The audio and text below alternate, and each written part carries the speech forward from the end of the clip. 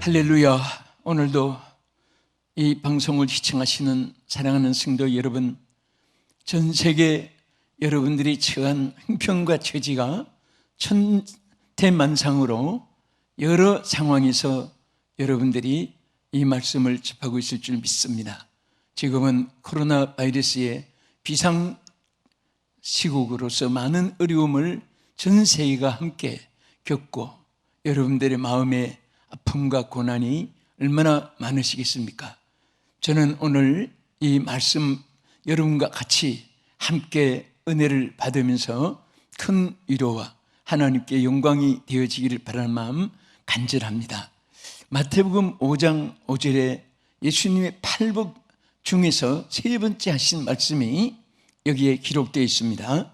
온유한 자는 복이 있나니 땅을 기업으로 차지할 것이라고 말씀을 했습니다. 이 온유는 우리가 갈라디아 5장 22절의 말씀에 성령의 9가지 열매가 있습니다. 그 중에 사랑, 희락, 화평, 인내, 자비, 양선, 그 다음에 충성, 온유, 즉 8째 성령의 열매인 것입니다. 그래서 저는 그동안 이 성령의 열매의 가장 핵심적인 것, 사랑 열매부터 지금 8번째까지 제일 신구약 성경의 그 열매 하나하나의 중요성을 말씀을 드렸습니다. 오늘 이 온유에 대해서 예수님 자신이 여기 팔복 중에서 이 말씀을 거론하였습니다. 여기 보면 온유한 자는 이렇게 말씀했습니다. 그래서 오늘 온유함의 능력, 이 온유함을 통해서 얼마나 위대한 힘과 얼마나 큰 사건을 우리에게 안겨주는 이 사실을 말씀을 통해서 우리 함께 은혜 받고자 합니다. 보통 우리가 프라우데스라고 하는 이 헬라어의 온유라는 말의 뜻이 많이 있습니다. 여기 보면 제일 중요한 뜻은 부드럽다고 하는 뜻입니다. 부드럽다. 또 이 화평, 친절, 또 관용, 이런 여러 가지 뜻을 나타내고 또 낮아지는 이 마음, 이런 의미도 이 프라티우스의 말씀 속에 프라우데스의 그 헬라어 속에 들어있습니다. 자, 그러면 우리가 보통 온유하면은 힘이 없고 그냥 져주고 또 후퇴해주고 양보해주고 그냥 아무 몇가리도 없고 이렇게 생각하기 쉽습니다. 그러나 이 성경에 나타난 온유는 절대 그것이 아닙니다. 얼마나 온유가 위대한 힘을 가지고 있다는 사실을 보여줍니다. 특별히 그 중에서도 여기 크게 세 가지 제가 요점으로 말씀을 드리면서 여러분이 이 말씀에 축복이 되고 여러분 소유가 되기를 축원합니다. 첫째는 오늘 본문의 말씀과 같이 온유는 땅의 기업을 얻게 됩니다. 땅의 기업을 받는 이런 능력이 있습니다. 할렐루야. 따라 봅시다. 땅을 기업으로 받는 능력이다. 이 온유는 땅을 기업으로 받는다. 어떻게 보면 온유가 어떻게 땅을 기업으로 받습니까? 여러분, 예수님은 분명히 말씀하셨습니다. 온유한 자는 땅을 기업으로 받을 것이라 우리에게 약속한 말씀입니다.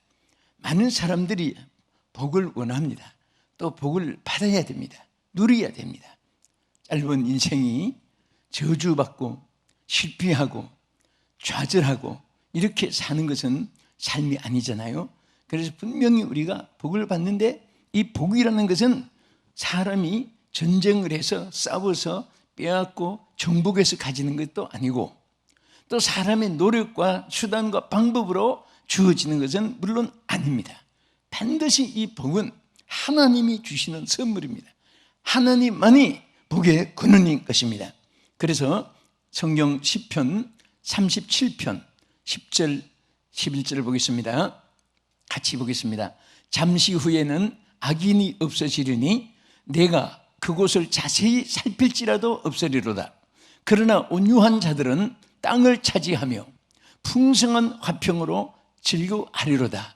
여기에 시편에도 기록된 대로 악은 아무리 세력이 또 권세가 또 정복한 것이 양이 많고 간에 아무 소용이 없습니다. 여기 성경 말씀대로 잠시 후에는 악인이 없어진다.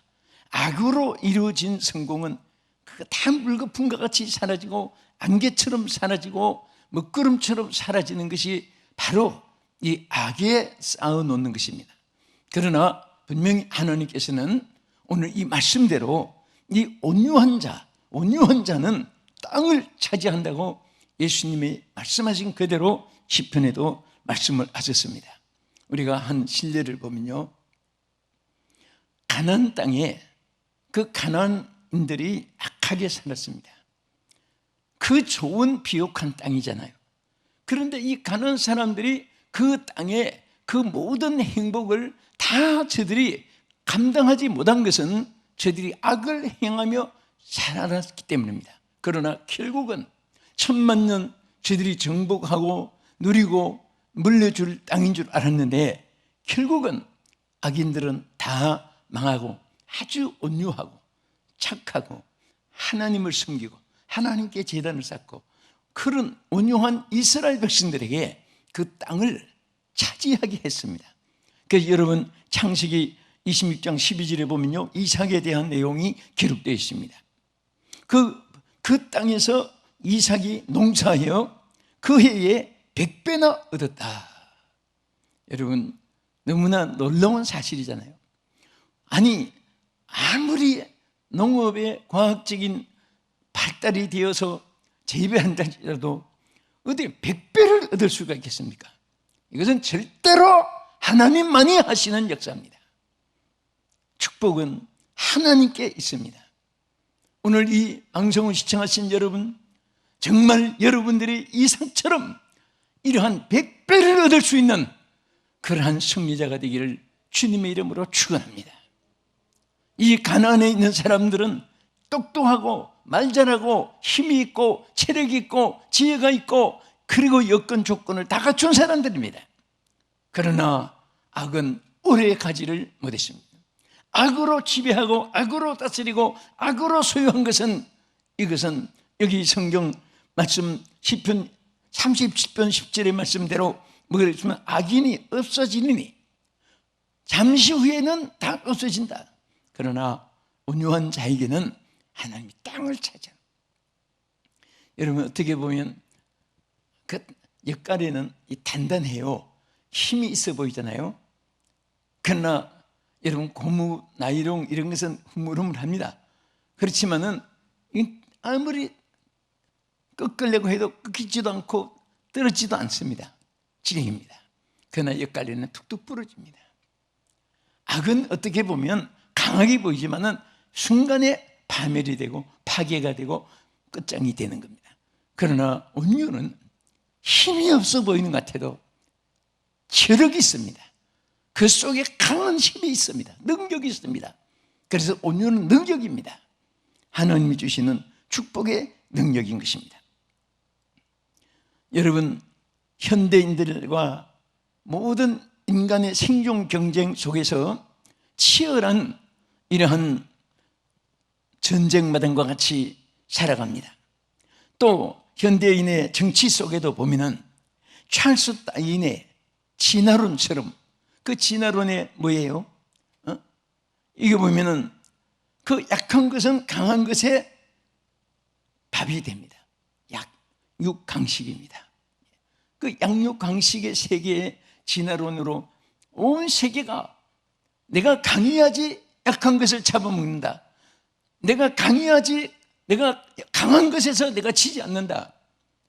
이것이 진화론의 오늘 인간의 생활 철학이 되고 문화가 되고 저들의 기본이 되어 있습니다. 그러나 여러분 이러한 원리 속에서 힘이 있어야 세계를 정복한다. 세계를 정복해야 승리자가 된다 해가지고 여러분 저 스파르타식으로 강한 그것을 실천한 대표인물이 누굽니까? 나폴레옹입니다. 여러분 잘 아시죠? 나폴레옹은요 얼마나 군사력을 강하게 가지고 그 당시에 세계를 정복하는 그런 능력을 비양했습니다.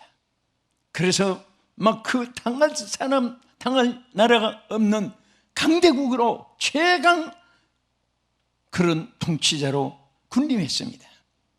그러나 정말 이 나폴레옹이 거기에서 얼마나 행복을 누리고 얼마나 즐기게 됐습니다. 나폴레옹은 센테헤르나에서 마지막 인종을 할 때에 그때 그가 남긴 유언이 있습니다. 뭐라고 유언을 남겼습니까? 나는 이런 강한 힘으로 세계를 정복하려고 했지만은 나는 실패자가 되었다. 그러나 예수 그리스도는 온 사랑과 온유로 전 세계를 오늘 정복했다. 이것이 나폴레옹의 마지막 남긴 유언이었습니다. 그가 최고인 줄 알고 예수 그리스도는 오늘 하나님 믿는 모든 사람들 바보같이 얘기했던 그가 나중에 오히려 자기 입으로 고백을 했습니다. 나는 무력으로 세계를 제패하려고 하는 가장 강한 줄 알았는데 나는 최고의 실패자가 되고 말았다.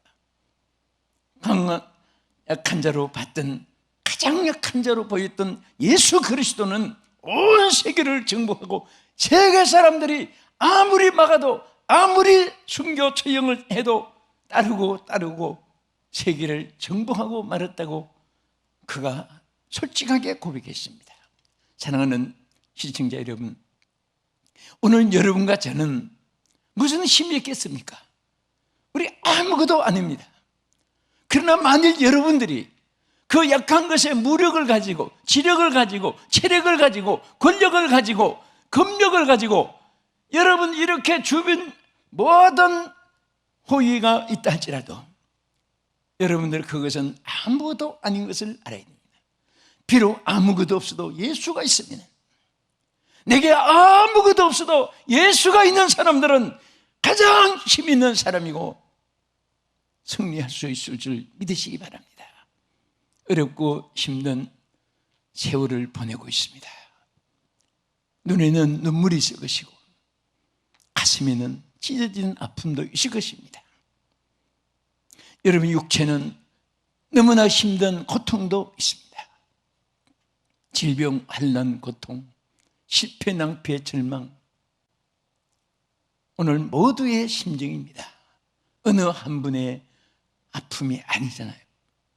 그래서 오늘 우리는 이럴 때에 정말 우리 예수님이 온유한 자, 여러분 마음에 혈기, 분노, 강박성, 또 때로는 포악해지고 때로는 막 자포자기해지고 신경질이 나지고 막 뭔가 우울증도 생기고 자기가 하지 못하는 이런 오늘 시대지만은 오늘 예수님의 온유함으로 끝까지 인내하시고 주님 똑바로 바라보시면 소망이 보이고 축복이 보일 줄 믿으시기 바랍니다. 두 번째는 이 온유함의 능력이 무엇이냐? 온유는 크게 쓰임맞는 능력입니다. 할렐루야. 이 무슨 뜻입니까? 하나님이 온유한 자를 크게 쓰신다 그 말이에요. 크게 쓰게 하는 방법이 지력도 있었고 또 누가 도와주는 그런 또 힘이 배경도 있을 것이고 사람이 살아가는데 환경 여건이 또 잘 찬스가 맞아서 기회가 주어져서 이렇게 될 수도 있지만은 여기에 하나님께서는 우리에게 말씀하셨습니다. 온유는 크게 쓰임받는 능력이다. 어떤 힘보다도 더 큰 능력이 온유를 통해서 우리에게 주어진다는 사실을 말씀한 것입니다. 먼저 시편 18편 35절, 또 주께서 주의 구원하는 방패를 내게 주시며 주의 오른손이 나를 붙들고 주의 온유함이 나를 크게 하셨나이다. 할렐루야. 주의 온유함이 주님이 베푸시고 또 주의 온유함이 우리에게 주어졌을 때 하나님이 크게 우리를 해 주신다. 사실은 우리가 삶 자체도 우리가 스스로 사는 것이 아니듯이 여러분과 제가 하나님께 쓰임 받는 것도 마찬가지입니다. 오늘 여러분 주께 쓰임받게 된 거 얼마나 감사합니까? 하나님께서 여러분들의 온유함만 지금 크게 지금 쓰고 계시는 거예요. 만약에 여러분과 제가 강팍하고 포악하고 그런 가난한 족속처럼 우리가 그렇게 되어 있었다면 쉽게 무너졌을 것입니다. 부름 받아 쓰임을 받을 것은 생각지도 못할 것입니다. 그래도 주님이 여러분의 소유한 온유함 때문에 오늘 여기까지 쓰임 받았는데 앞으로 더 크게 쓰임 받는 것은 온유함 속에 능력이 주어진 줄 믿으시기 바랍니다. 민수기 12장 3절에도 이렇게 모세에 대해서 하신 말씀이 있어요. 뭐라고 있습니까? 이 사람 모세는 온유함이 지면의 모든 사람보다 더하더라. 이 모세를 쓰게 된 이유를 여기 말씀했습니다. 우리 세상으로 말하면 그 찰스 다윈 같은 진화론자들의 또 약육강식의 그런 원리로 말하면 막 무기가 있든지 아니 무슨 뭐 막 부하들이 요새지에 쌓여 있든지 뭐가 있든지 그런 것으로 정의해야 될 텐데 하나님은 모세를 쓴 이유를 하나도 그것이 해당이 되지 않고 온유함이 지면의 모든 사람보다도 뛰어났다. 그러니까 최고로 온유한 사람이었다 그 말입니다. 여러분과 제가 온유하면 바보같이 보일지 몰라요.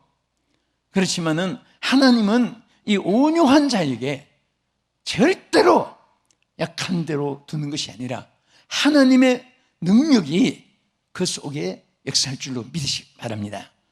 그래서 사실은 이렇게 보면 이 하나님이 그 모세, 아론, 미리암을 그 뒷줄에 가서 보면 불렀어요. 하나님이 불러가지고 뭐라고 했냐면은 이제 내 말을 들으라. 너희 중에 선지자가 있으면 나 여호와가 환상으로 나를 그에게 알리기도 하고 또 꿈으로 그와 대화도 해서 알려주겠는데 모세는 그 사람들과 같지 않다. 온유함이 뛰어남으로 내가 뭐 환상으로 보이고 꿈으로 보이고 그렇게 하지 않겠다. 직접 하나님이 모세와 상대하고 직접으로 하나님께서 모세에게 지시하고 응답을 받고 그렇게 모세를 구별해서 말씀했습니다. 그 이유가 무엇입니까? 여기 하나님 말씀한 대로 선지자들이 얼마나 귀한 분들입니까? 그래도 그들에게는 다 감당을 못하니까 꿈으로나 혹은 그들에게 환상으로나 내 뜻을 전달하고 내가 그들에게 나타내고 하겠지만은 그러나 모세는 그렇지 않다. 하나님께서 모세를 뒤에 가서 뭐라고 했냐면 내 모세는 그렇지 아니하니 그는 내 온 집에 충성하는 자로다. 충성함이라 그랬습니다. 온유함이 그에게 모든 것이 만족하고 모든 것이 온유함 속에 이루어져 가지고 내 집에 한 것은 하나님의 역사 속에 하나님의 통치 안에 거기에서 모든 것이 다 완벽하게 모세가 충성한 자라고 하나님이 이렇게 칭찬하는 말씀을 보면요 얼마나 온유함이 귀한지는 모릅니다. 그래서 사실은요 여러분 역사의 인물들을 다 보세요. 저는 죄송하지만 역사 그 영웅전 인물전을 학생 때 참 좋아해가지고 있다가 보니까 지금 생각하니까 제가 많이 그땐 철모로 읽었지만 참 도움이 많이 돼요. 근데 지금 와서 성경 말씀을 알고 다시 한번 되풀이 해보니까요 이게 전부 온유한 사람, 착한 사람, 끝까지 성공하고 인류 사회에 유익을 주고 많은 사람들에게 존경을 받고 공감을 얻고 칭찬을 받고 하나님께 영광을 돌리고 많은 열매를 맺은 사람들은 다 공통점이 온유한 사람. 할렐루야. 온유한 사람에게 하나님이 온갖 축복을 주고 온갖 능력을 베풀어서 감당할 수 있도록 하나님이 축복해 주신 것을 볼 수가 있습니다. 바울이 하나님의 사람, 하나님의 종들에 대해서 기본 자세를 하신 말씀을 많이 했습니다. 여러 곳에. 그 중에 하나가 우리 디모데전서 6장 11절 12절을 한번 보겠습니다. 여기 보면 오직 너 하나님의 사람아. 자, 하나님의 사람. 우리는 다 하나님의 사람입니다. 예수님 사람. 그리고 그 중에도 더 지적하면 우리 일꾼된 사람의 자세입니다. 하나님 사람들은 어떻게 되냐? 막 그냥 철무기처럼 막 강하게 막 그 억세고 그냥 막 배짱도 있고 막 테크닉, 액션, 스릴, 모션, 스피드 막 흔히들 말하는 이런 것들을 갖추고 그런 내용이 하나도 없습니다. 이제 한번 잘 보겠습니다. 오직 너 하나님의 사람아 이것들을 피하고 자 의와 경건과 믿음과 사랑과 인내와 온유를 따르며 여기에 우리가 주장하는 이 성령의 9가지 중에 8째 열매인 온유를 따르라고 했습니다. 그 다음에 믿음의 선한 싸움을 싸우라 영생을 취하라 이를 위하여 내가 부르심을 받았고 많은 증인 앞에서 선한 증언을 하였도다. 여러분들 이렇게 보면요 그 후보들도 어느 나라나 마찬가지입니다. 민심이 어디로 가는가 이렇게 보면 막 그냥 막 화살처럼 막 똑똑하고 막 말 잘하고 그리고 액션 취하고 이런 사람에게도 보다도 오히려 뭔가 온유를 풍겨주는 사람에게 호감을 가요. 호감을 보냅니다. 말을 막 딴 사람처럼 그렇게 안 해도 어딘가 마음이 붙여내를 안을 수 있는 것 같은 그런 온유한 모습이 보이고 하면은 왠지 그 사람에게 뭔가 무슨 특질이 있어서가 아니고 무슨 막 그분에게 따를 만한 그런 다른 사람 뛰어나는 어떤 테크닉이나 막 이런 게 안 보이도 괜찮아요. 그런데 사람이 그 호감을 가서 표를 얻는 겁니다. 그래서 바울은 하나님의 사람 된 자들에게 반드시 아까 이거 피할 거 많잖아요. 그런 거 분쟁, 싸움, 시기, 질투, 원망, 당 짓는 거, 막 그냥 뭐 변론을 하는 거 이런 거 다들 피하고 인내와 결론에 온유를 따르라. 온유를 따르라. 온유를 따르면은 하나님이 큰 정인 앞에서 이제 큰 사역을 감당하게 역사한다는 거죠. 우리가 에베소서 4장 1절에서 3절까지도 여기에 보면요. 자, 우리 가장 중요한 핵심, 이건 신앙의 핵심입니다. 우리 그리스도인들은 이 핵심 안에서 살아야 돼요. 한번 보겠습니다. 그러므로 주 안에서 갇힌 내가 너희를 권하노니 너희가 부르심을 받은 일에 합당하게 행하여 모든 겸손과 온유로 하고 오래 참음으로 사랑 가운데서 서로 용납하고 평안에 맺는 줄로 성령이 하나 되게 하신 것을 힘써 지키라. 이 내용 안에는요 하나님의 일꾼의 자세 성공 비결입니다. 또 신앙 성도들의 신앙생활의 성공의 비결, 죽분 생활의 성공의 비결이 이 말씀 안에 있습니다. 이 말씀만 사실 꼭 붙잡아도 누구든지 승리할 수가 있습니다. 뭐 다른 거 복잡하게 생각할 것 없습니다. 뭐 수많은 사람의 그 성격이 다르고 개성이 다르고 문화가 다르고 가운이 다르고 그런 속에 그거 맞추려고 하면요 머리가 백발이 돼도 다 못 맞춰요. 여러분 그냥 오늘 바울이 말씀대로 모든 겸손과 온유와 오래 참음으로 서로 용납하면서 온유한 자가 되고 성령이 하나 되게 하신 것을 지켜나가면 어디든지 어디든지 하나님이 쓰시고 축복하실 줄 믿으시기 바랍니다. 이제 끝으로 자, 이 온유함의 능력이 뭐냐? 마음에 쉼을 주는 능력입니다. 여러분 아무리 이 세상에 좋은 환경이 있어도요 마음에 쉼이 없으면 지옥 생활입니다. 광야 생활입니다. 빈들의 마른 풀입니다. 그리고 거친 사막을 헤매이는 것과 같습니다.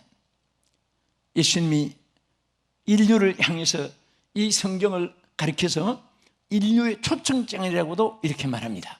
한번 보겠습니다. 마태복음 11장 28절 수고하고 무거운 짐진 자들아 다 내게로 오라. 내가 너희를 쉬게 하리라. 나는 마음이 온유하고 겸손하니 나의 멍에를 메고 내게 배우라. 그러면 너희 마음이 쉼을 얻으리니. 마음에 쉼을 얻으리. 결론입니다. 오늘 마음에 예수님은 나는 온유한 자다. 그런데 어떤 수고하고 무거운 짐을 지었더라도 다 내게로 오면 나는 온유한 자이기 때문에 너에게 쉼을 주겠다. 할렐루야. 우리는 인간의 쉴 곳이 없어서 마음이 붕 떠 있습니다. 많은 사람들이. 또 마음이 그냥 고정되어 있지 못합니다. 여러 가지로 어려운 여건 환경 속에서 아우성치고 몸부림치고 메말라가는 오늘 이런 시대에 하나님께서 우리에게 쉼을 약속했습니다. 여러분 솔직하게 마음이 막 급하고 이런 사람은요, 그 잠도 제대로 못 잡니다.